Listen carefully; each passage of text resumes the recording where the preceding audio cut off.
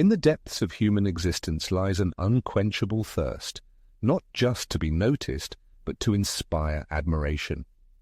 A life lived in the shadows, content with being one of many, fails to unlock true potential.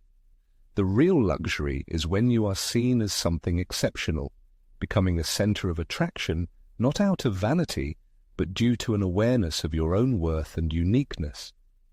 Luxury is not just material abundance, it is rarity. We will discuss the keys to transformation, forged in the crucible of psychological knowledge, myths, and life experience. These keys will help each person stop being just one of many options and unlock their inner luxury. Within each of us lies a yearning for something more than mere existence. Behind the daily routine, behind the outward appearance, hides a self that craves recognition and reverence. This self is composed of history, symbol, and soul. It speaks not through fashion or titles, but through the energy that permeates every action, every word, every thought. It is an archetype that lives within us all. We are born into myths imprinted in our genetic memory. The lover seeing beauty where others see only profit. The warrior rising after every fall. The magician transforming pain into wisdom. The ruler leading not by force, but by the magnetism of their personality. These are not roles to be played, but truths to be embodied. Unfortunately, many people live their lives without realizing their true purpose, wearing masks imposed by family, society, or fear. They wonder why they feel unnoticed, undervalued, easily replaceable. To be perceived as a luxury, not just one of many options, one must begin with a radical act of self-discovery. Ask yourself with utmost honesty, who are you really? What is your essence when no one is watching? When do you feel most alive, whole, unique? It's not about preferences, but about presence. What energy flows through you when you shed all masks? This energy is your unique signature, the starting point of your archetype. Imagine Eliza, a woman radiating quiet elegance, whose professional work was once lost in the general flow. As an interior designer, she was competent and skilled, but remained unnoticed. Clients appreciated her work, but rarely remembered her name. Despite the long hours dedicated to her job, recognition remained scarce. One day, while visiting a museum in Florence, her gaze fell upon a sculpture of Terpsichore, the muse of dance. Something ancient awakened within her, like a shiver that penetrated her very soul. Tears welled up in her eyes, not from sadness, but from sudden realization. She understood that her calling was not just decorating interiors. She was a muse, bringing beauty, not limited to arranging objects, but awakening the soul in space. From that day on, she abandoned the image of an accessible performer. She stopped competing, showcasing standard portfolios and promising solutions in neutral tones. Her speech filled with inspiration. Her brand, communication style, demeanor, and even prices, everything transformed to match her true essence. She no longer offered design services but brought about a transformation of energy. Her clientele changed, her income increased, but most importantly, she herself changed. She became unforgettable, not by striving for it, but simply by remembering who she had always been. This is not a story about branding, but a tale of finding identity. It is impossible to achieve recognition without realizing your own uniqueness. People are willing to pay more, not for the characteristics of a product, but for the feelings it evokes. But these feelings must be born within you. They cannot be invented. They must be discovered. However, it is worth admitting that the process of realizing one's archetype is not always easy. It requires abandoning false notions about oneself that have been formed over the years. It forces one to stand before an inner mirror without embellishment, without excuses, and without the desire to please. One must ask oneself, what truth must I embody in this world? Even if the world does not immediately understand it, working on oneself requires considerable courage. It is a kind of spiritual excavation, but the reward for it is immeasurable. Awareness of one's own archetype opens access to a unique source of energy, which is especially valuable in the modern world, where averaged standards and blurred orientations prevail. In an era of universal unification, individuality becomes genuine luxury. A ruler who is aware of their role does not need proof of their own importance. Their authority manifests naturally and convincingly. A magician does not waste time on explanations. They demonstrate their ability to transform, having a tangible impact on others. A lover does not seek conquest. They become a reflection in which others see their own attractiveness and worth. The embodiment of an archetype leads to the harmonization of life. Personal boundaries become clearer and more defined. Presence gains magnetism, and decisions are made not under the influence of anxiety, but based on a clear understanding of the situation. As a result, a person stops competing in crowded markets, as they become a unique phenomenon themselves, having no analogues. However, there will inevitably be obstacles on the path to transformation. Those around you may resist change, accusing you of excessive intensity, extreme originality, or deviation from familiar norms. Do not pay attention to such statements. This is just a manifestation of conservative thinking, seeking to return a person to a state of facelessness and mediocrity. It is important to remember that the goal of life is not to meet someone else's expectations, but to unlock your unique potential, which may be exactly what others are missing. Self-knowledge appears as a sacred ritual, requiring close attention to the recurring patterns of fate. Notice the moments of inner uplift, the symbols that persistently arise on life's path. If the desire to alleviate someone else's pain is overwhelming, perhaps a healer slumbers within you. Transforming chaos into harmony may indicate alchemical inclinations. A calming effect on others may indicate the presence of a sage striving for self-expression. Having identified your archetype, it is necessary to harmonize the world around you with it. Style, personal space, manner of speaking, and actions should reflect this deep truth. After all, people are fascinated not only by usefulness, but also by unique identity. Not everyone can feel a connection with a specific archetype, but those who feel it will see in you a missing part of themselves and will not be able to look away. True luxury lies not in external attributes, but in deep self-knowledge and uncompromising expression of this knowledge. A life based on archetypal essence makes a person indispensable because their soul is unique. In a world saturated with information, a personality rooted in its essence is like a thunderclap. It does not need to shout. The silence of its presence is enough. Immersion in oneself is the first step. It is necessary to remember, return to oneself, and embody one's true essence. To be perceived as luxury, one must not try to change the opinion of others, but remember who you really are and refuse to settle for less. In the depths of the human soul lies an unspoken law that predates the emergence of civilizations and surpasses the arguments of reason in its power. Its essence lies in the fact that we are irresistibly drawn to what eludes us, and this is not at all about a penchant for torment, but about the fact that inaccessibility generates a feeling of longing, and longing, in turn, gives rise to deep reverence. When something or someone is constantly within reach, always ready to serve and invariably present at the first call, this inevitably leads to a loss of interest. Such a presence becomes habitual, predictable, and even burdensome. However, as soon as a certain distance arises when access becomes limited, intentional, and acquires special value, true charm is born. The soul begins to strive for what it is not given to comprehend fully. The paradox is that despite our desire for closeness, we instinctively value a certain detachment. In our very nature lies the belief that the difficult to obtain must possess special value.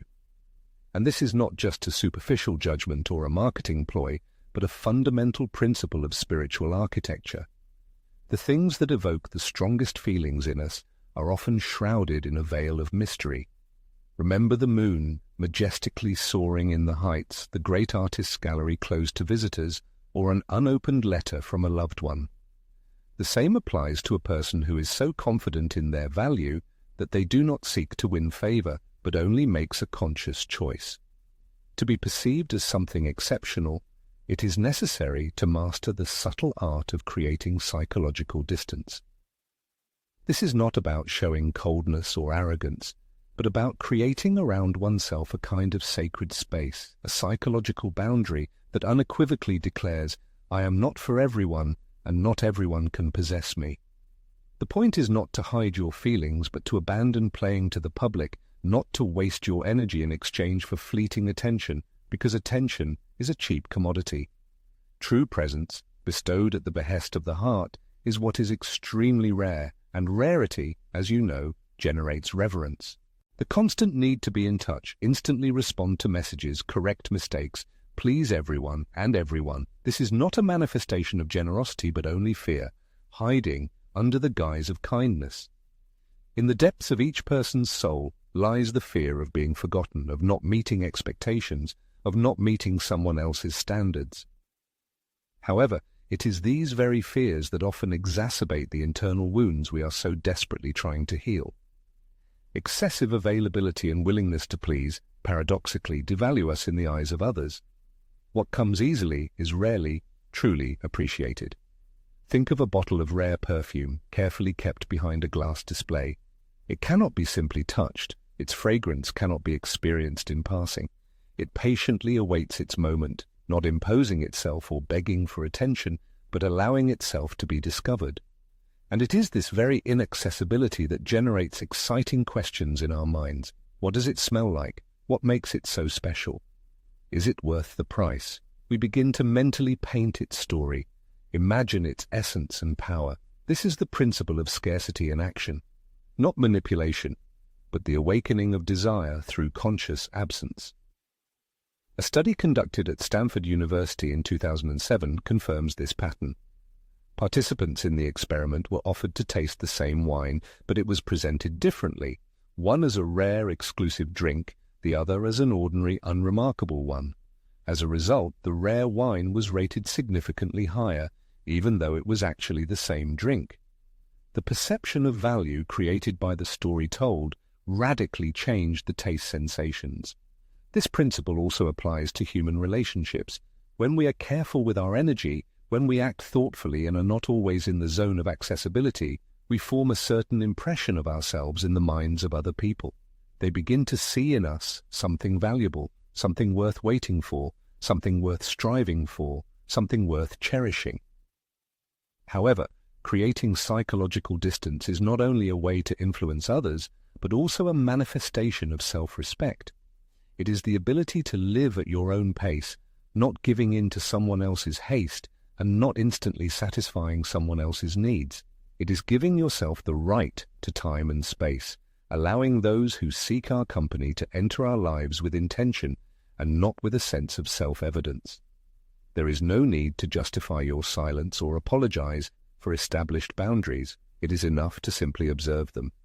Every time we choose ourselves rather than the desire to please others, we remind ourselves that our value is not determined by our usefulness. We are not here to be consumed, but to be perceived as a person. The story we create around ourselves is not something to be afraid of, but a powerful tool of influence. When our actions are unpredictable, when our time is not always available, when our emotions do not lie on the surface, others are forced to treat us with greater attention and respect. They learn to slow down, listen, and notice details. This is a kind of velvet rope in our psyche, an invisible boundary that signals that we are something special, and it requires a special attitude to cross it. This does not mean that you need to become cold and detached. True psychological distance is not separation, but depth. This is the difference between a shallow stream that can be easily forded and a deep, quiet lake that must be approached with caution. By creating space around ourselves, we invite others to meet us on a deeper level of awareness. We teach them to value us not because we punish them for inattention, but because we respect ourselves. In the modern world, where the cult of accessibility, instant answers, and emotional openness flourishes, this approach may seem radical, selfish, and even lonely. However, there is a special value in solitude that cannot be found in constant connection with others. Taking a step back, we begin to hear our inner voice again, to distinguish genuine desires from imposed obligations. We begin to notice who turns to us when we stop playing to the public, who is willing to wait, who shows sincere interest, who sees in us not just a resource but a unique personality. Let our absence speak. Let the silence between words become part of our melody.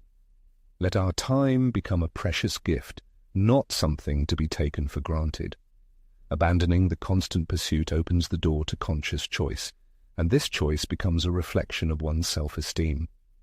In moments when there is an impulsive desire to fill every pause with words, every space with your presence, every silence with assurances, it is worth stopping and asking yourself, is this a manifestation of love or an attempt to prove your importance? If there is enough courage to retreat, but not out of resentment, but out of a sense of deep respect, then you can allow others to feel longing, to be surprised, and to feel the weight of absence.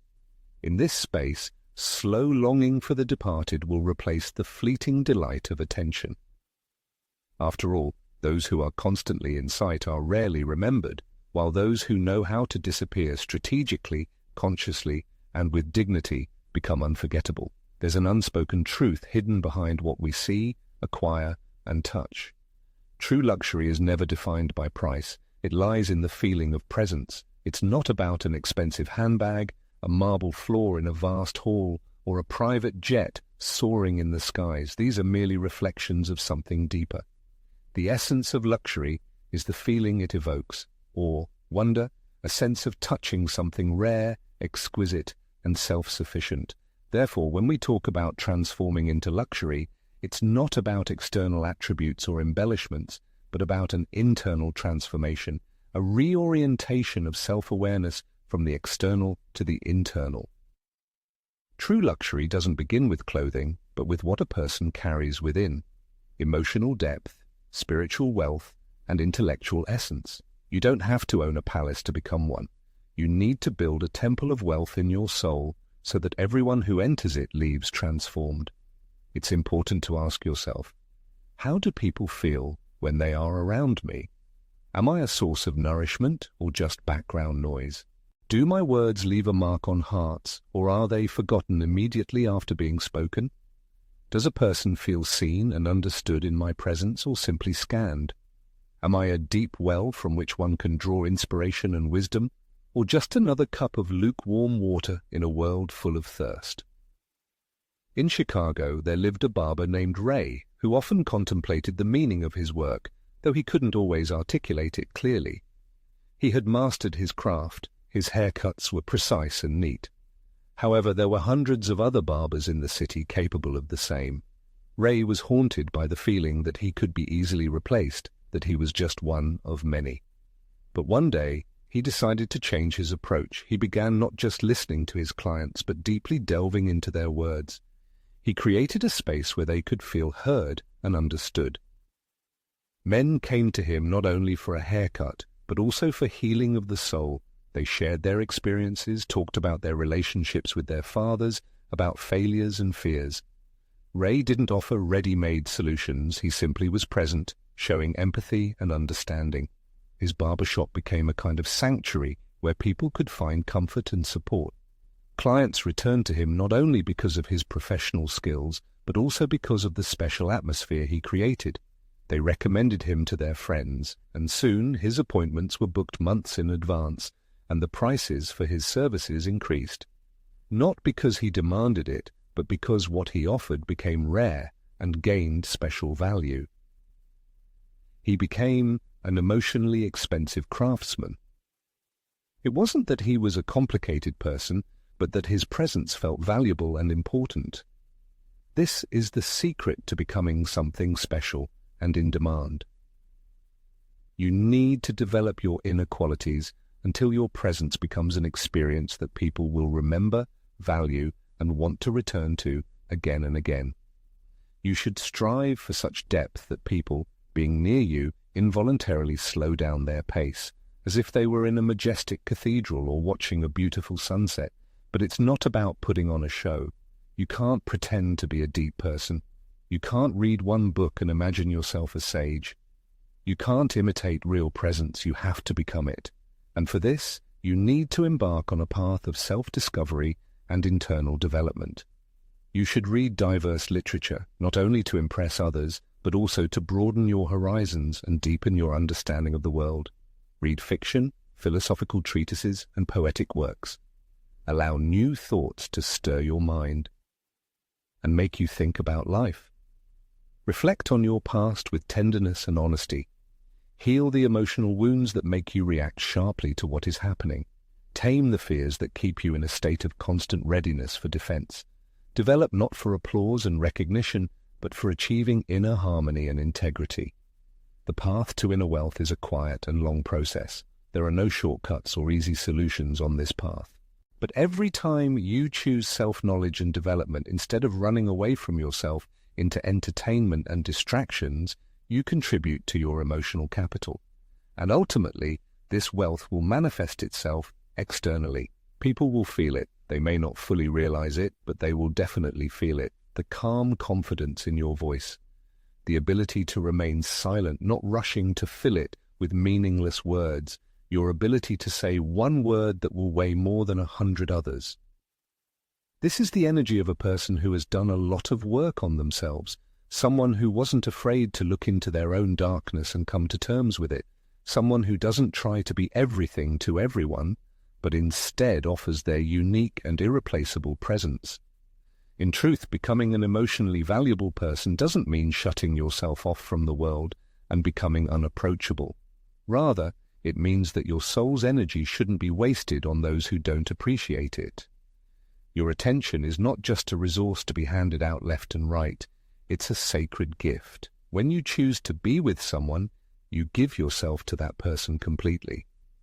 And when it's time to leave, you do so not with guilt, but with dignity and ease. In today's world, where everyone craves authenticity, we often lose it in the endless flow of information. We scroll through news feeds, swipe across screens, consume content, trading depth for speed and substance for spectacle. In this race for attention, we begin to treat people as just another object of consumption, used and forgotten, replaced with something new. But when you choose the path of developing your inner world, you're staging a quiet rebellion against this trend. You declare, "I will not be superficial, even if the world demands it. I will not waste myself on trivialities. I will be rare." And it is this rarity that attracts people to you, not in the sense of being unattainable, but in the sense of uniqueness and depth. When a person feels that your mind is a treasure trove of knowledge, your heart is a sacred place, and your presence is a healing balm, they will never forget you. They will compare every superficial interaction after meeting you with the feeling of fullness and satisfaction they experienced with you. And then they will realize what they have been missing in life. It's about a person's ability to have a profound, transformative impact on others, returning them to their authentic selves. This influence is exerted not through force or pressure, but through a special inner frequency that resonates with the true essence of others. After interacting with such a person, people feel greater wholeness, honesty, and awareness. This impact is a manifestation of inner strength and wealth, not available to everyone. Some may feel uncomfortable or even frightened in the face of such authenticity, while others may simply not be ready for it. However, those who genuinely strive for authenticity will definitely find such a person and stay with them. In this regard, the importance of cultivating one's own inner world is emphasized, treating it as a sacred garden. It is necessary to patiently care for it, getting rid of the weeds of resentment and fear, and watering it with curiosity and compassion. Silence and peace should become a nurturing environment for this inner garden, allowing the roots to grow deep and strong. When the world gets tired of the superficial and transient, it will begin to look for something real, rare, and impervious to manipulation. At this point, it will turn to those who possess inner depth and authenticity. And when such a person is found, they must appear not as an empty shell, but as a temple full of soul, wisdom, and harmony. This is what is meant by emotional value and luxury. Language is seen not just as a means of communication, but as an instrument for creating meaning, as the foundation on which the soul is built. It acts as a mirror, reflecting the inner world outward. Every word spoken carries energy, and every sentence is a kind of spell. Realizing this fact makes it clear that words are not just empty vessels but powerful tools, capable of building bridges or destroying them, elevating or annihilating. If a person strives to be perceived as something valuable and authentic, their speech must correspond to this identity, manifesting not in pretense or embellishment, but in awareness and depth. There is a good reason why true refinement never flaunts its value. The rarest fragrances are not imposed on the sense of smell, but delicately revealed, attracting gradually. Similarly, verbal self-expression should manifest not with pressure, but with wise prudence. Speech should not just convey information, but also transform perception. One should speak, not to fill the pause, but to give it form and meaning. Each word should serve as a subtle reminder of the speaker's uniqueness. It is enough to look at the world of luxury, penetrating into its essence, and not limited to external attributes. Elite brands never resort to screaming slogans, preferring a confident whisper. They don't tire with excessive explanations and don't bombard with details, fearing to be misunderstood. Instead, they proceed from their value, inviting others to rise to their level. Ultimately, language becomes a kind of filter, letting only the chosen few pass through. It's interesting to note that a 2012 Princeton University study found that slow, calm speech is perceived as more authoritative than fast, lively speech. The content of the statement did not have a significant impact on perception. It was the manner of presentation that determined the impression. A slow pace of speech was associated with confidence, control, and depth of thought, while fast speech, even with interesting ideas, could be perceived as nervousness, insecurity, or a desire to please. There is a deep truth in these words. True power manifests not in a shout, but in resonance in the special vibration we radiate. True authority is not based on suppressing others, but on impeccable self-control. When a speaker's words flow smoothly and measuredly, like a quiet stream, listeners involuntarily lean in, heeding every nuance of meaning. They tune out extraneous noise and focus on the outgoing signal. The point is not monotony, but honed skill. To speak slowly and deliberately is to send a subconscious message. I don't need to rush to earn recognition. I'm already established. My roots are firmly planted in the ground. If you want to share this moment with me, great, but I don't need your assessment. Improving speech begins not only with expanding vocabulary, but also with cultivating a special presence. What is the intention behind the words? What energy do they carry? Is the speaker trying to prove something, or is he sincerely sharing his experience? Is he begging for acceptance or demonstrating inner confidence in his own worth? It is worth changing how a person describes their life, their decisions, their boundaries. Instead of saying, I need to rest, it's better to say, I choose to rest. The difference is palpable, isn't it? The first case sounds like a plea, the second like a declaration of sovereignty. The phrase, I can't do this, transforms into this is not my priority right now. And now the person no longer feels in a position of scarcity or struggle. He is focused, insightful, and confidently manages his life. The words we use have a profound impact, not only on how others perceive us, but also on our own self-perception. Language is both an internal and external tool. When a person expresses their value through speech, their inner world begins to accept this idea as truth. If the language is clear, balanced, and far-sighted, the personality gradually strengthens in these qualities. Soon, others begin to react to this inner vibration, not because of a direct demand, but because of the embodiment of these qualities in the person himself. An example is the case when a psychotherapist was approached by a person in a state of panic and complete exhaustion. He kept repeating, I'm always so busy, I have to do this, I can't stop, I have to be there, I have no choice. After listening to him carefully, the therapist suggested replacing the phrase, I have to, with I choose. The man fell silent, struck by this simple but profound idea. He decided to try. I choose to go to this meeting. I choose to answer this call. A few moments later, tears appeared in his eyes. If I choose this, he said, then why do I choose things that destroy me? This moment of realization became the starting point for him to rethink his priorities and choices. This is where the power of language manifests itself. It not only affects how others perceive us, but also brings clarity to our own existence. When a person masters their language, they seem to regain the authorship of their own life. He begins to notice those moments when, due to hasty words, careless metaphors, or anxious intonations, he gives away a part of his strength. And when these moments are realized and corrected, when a person begins to speak as a person whose life is filled with meaning, others begin to listen to his words with new attention. It's not about using fancy expressions or trying to seem intellectual, but about achieving inner harmony. It is necessary to say only what corresponds to the truth, discarding everything superfluous and allowing silence to fill those spaces where nothing essential is required. Silence, when filled with confidence, speaks louder than any noise. It testifies to self-control, implies depth, and invites another person to come closer, not because he is being pulled, but because he is drawn by the gravity of the very being. And of course, we must not forget about non-verbal means of communication, tone of voice, gestures, gaze. All this is also part of the language.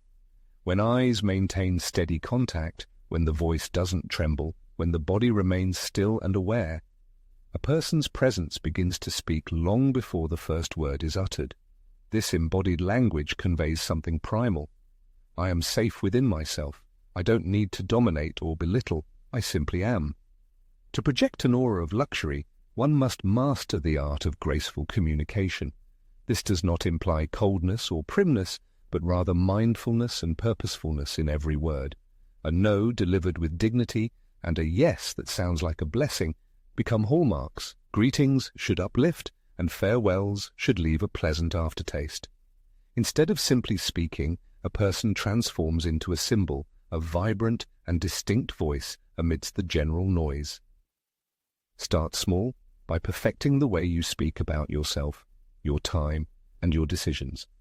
It is important to track moments when you diminish your own worth, offer excessive justifications, or apologize for your existence. These manifestations should be replaced with words that reflect your true essence. Begin with a single phrase, spoken with full awareness. Pay attention to your own feelings and the reactions of others. The goal is not to persuade, but to confidently assert yourself, gently, calmly, and unequivocally. Reducing the number of words should be accompanied by an increase in their truthfulness and depth. Over time, the voice will cease to be background noise and will transform into a powerful stream, a unique and valuable frequency. Those who speak from the heart, who pause with confidence, and who choose words like an artist chooses paints, are not just listened to, they are remembered. Long before the mind engages in the process of cognition, the soul already perceives the world, and its understanding is based not on logical analysis, but on intuitive insight. A person is not merely a rational being. First and foremost, they are a symbolic being. Long before the advent of language, the human psyche communicated through images, shapes, and patterns, and this characteristic persists to this day. The unconscious does not respond to dry facts. Its language is the language of symbols. Therefore, if there is a desire for a brand to be perceived not merely as an object of desire but as a symbol of luxury worthy of reverence, it is necessary to master the art of communicating with the soul in its native language, through aesthetics. Consider the example of a luxurious experience. Even before the price is known, before the first touch, taste, or reading of the description, a feeling arises. The aroma in the air, the palpable silence, the harmonious color scheme of the interior, the impeccable tailoring of the staff's uniforms, the tactile sensation of the invitation card, none of these details are accidental. Luxury is always the result of careful design. Each element is selected with meticulous care to convey depth, sophistication, and evoke a sense of awe. The message conveyed in this way is crystal clear. This is something exceptional. Reflecting on one's own life, it is worth considering what signals a person inadvertently transmits to the world even before uttering the first word. Clothing, personal space, online presence, posture, circle of acquaintances, all of these send specific messages. Do they correspond to the true essence of the person, or are they echoes of the past or reflections of the expectations of others? In 2021, researchers at New York University conducted a study, the results of which are both striking and confirm the obvious. It turns out that even minor visual details, such as the cleanliness and style of shoes, have a tangible impact on how others assess a person's status, intelligence, and attractiveness. People form first impressions in a matter of seconds, based solely on appearance. And these impressions are surprisingly persistent, remaining even when subsequent behavior contradicts them. The mind is reluctant to change a decision already made based on visual perception. This is not simply a matter of vanity, but rather a feature of human psychology. The psyche uses symbols as a kind of shortcut for quickly analyzing information. In today's information-overloaded world, people rely on visual cues to navigate and determine their attitude towards what is happening. An impeccably tailored suit is not just evidence of good taste, it hints at discipline, a sense of style, and attention to detail. A minimalist home interior is not just order and cleanliness. It exudes clarity, organization, and control, manifested in carefully selected aromas, a harmonious color palette, and a consistent tone in the digital space. All of this is not just superficial choice. These are silent statements of self-respect and self-regard. However, the main task is not to superficially copy attributes of wealth or blindly follow fashion trends. It's crucial to understand that it's not about flaunting famous brands or obsessively pursuing ultra-modern styles. Clothing here is merely a tool, not a means of self-identification. Genuine aesthetic power arises from the harmony of the inner and outer self, when external manifestations become a reflection of the inner world, when clothing becomes a natural extension of personality, when a home transforms into a cozy sanctuary that resonates with one's emotional state, and when presence in the digital space exudes the same elegance, tranquility, and mystery as in real life. In such cases, a person doesn't just display a brand, they radiate a certain energy. One woman shared that after a long period of self-development, spiritual practices, and emotional healing, she suddenly realized that her bedroom no longer corresponded to her inner world. The clutter, dusty bookshelves, and old posters on the walls were all echoes of her former, younger, and more chaotic self. Despite the changes she had undergone, she continued to live surrounded by things that reminded her of a past she had outgrown. She recognized the need for change and took action. First, she got rid of everything unnecessary. Then, she breathed life into the walls with fresh paint. And finally, she acquired an armchair in which she felt like royalty. Gradually, her home became a visible embodiment of her inner world. Guests couldn't help but notice the transformations, but more importantly, she herself was transformed, feeling a harmony between her inner self and her surrounding space. This is the magic of symbolic correspondence. When the setting, style, and messages are in tune with one's true essence, all ambiguity disappears, and a resonance arises that is unmistakably perceived by others, even if they cannot explain its nature. Refinement is felt intuitively before it can be consciously understood. Let this truth be your guiding star. After all, before people hear words, they see the walk. Before they assess beliefs, they pay attention to the chosen colors, the way one holds a phone, and the rhythm of gestures. These are by no means trifles, but are the link between the soul and the external world. And if there is a desire to amplify one's influence, one should start not with words, but with the visual image. It is necessary to look at one's life with a fresh perspective and determine which symbols are outdated, which colors drain energy, and which things hold stories that are no longer relevant. One should begin a sacred ritual of cleansing, not to impress others, but to enchant oneself. A person is an animated temple, a treasury with unique relics. What is on public display and what is carefully preserved in the depths of the soul? What hidden strengths and talents await their moment to break free? In today's world, where bustle and information overload have become the norm, aesthetic harmony acquires a special allure. People are irresistibly drawn to what exudes awareness and purposefulness, to what breathes tranquility and care. That's why some social media accounts turn into veritable virtual sanctuaries, and homes acquire an atmosphere that allows one to feel the very essence of their inhabitants. This isn't about flawlessness, but about inner consistency. Let life become a unique gallery of the soul, where each exhibit reflects the unique facets of personality. Let clothing transform into an expressive language, wordlessly telling of character and convictions. Let the workspace tell a story of aspirations and achievements. And let the presence on the internet become a mirror of the inner temple, not a reflection of complexes and insecurities. When people meet a person in real life or on the internet, they should feel something more than just a visual image. Let their subconscious whisper, "This is someone who knows themselves." After all, true value requires no explanation when it manifests in every aspect of life. Symbols speak much louder than words. A carelessly handwritten note on thick paper with an expressive texture can convey more than 100 electronic messages. A perfectly fitting jacket, worn with dignity, is more eloquent than any business proposal, and a serene room, free of clutter, testifies to a mind that has found peace. So, the final chord in this symphony of self-expression sounds like this. Treat the symbols that surround you not as fleeting accessories, but with deep reverence. Like a skilled artisan creating their abode, create your world with love and attention to detail. Let every object you touch, every item in your wardrobe, every project you create, or every exhibit you display, bear the mark of your intention, like an invisible signature of an artist on a canvas. When your inner wealth is reflected in your outer appearance, the world will not need tedious arguments to prove your worth.